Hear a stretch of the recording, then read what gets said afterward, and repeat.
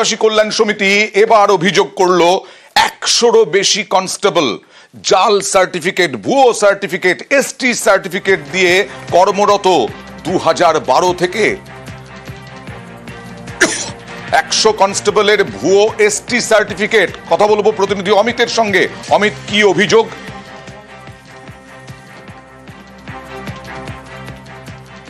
পশ্চিমবঙ্গ আদিবাসী কল্যাণ সমিতির এহেন অভিযোগের পরই আমাদের রাজ্য সরকারের তরফে ব্যাকওয়ার্ড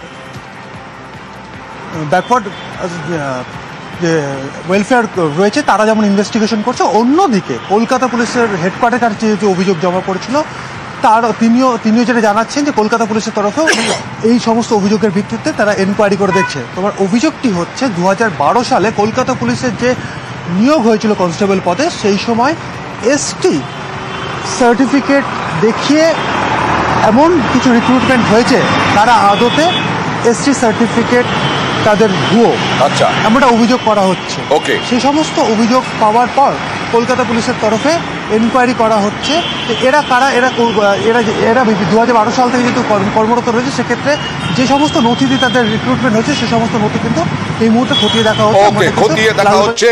খতিয়ে দেখা হচ্ছে পার্সেল কিসকু, যিনি অভিযোগ করেছেন এই পশ্চিমবঙ্গ আদিবাসী কল্যাণ সমিতির পক্ষ থেকে, তিনি কি বলছেন দেখুন।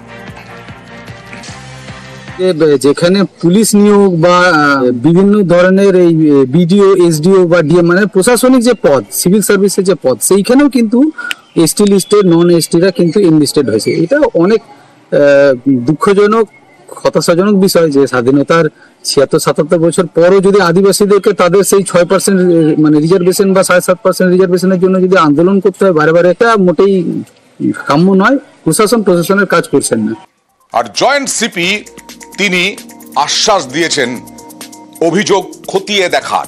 অভিযোগ পাওয়ার পর বিষয়টি নিয়ে কলকাতা পুলিশের তরফে তদন্ত করা হচ্ছে।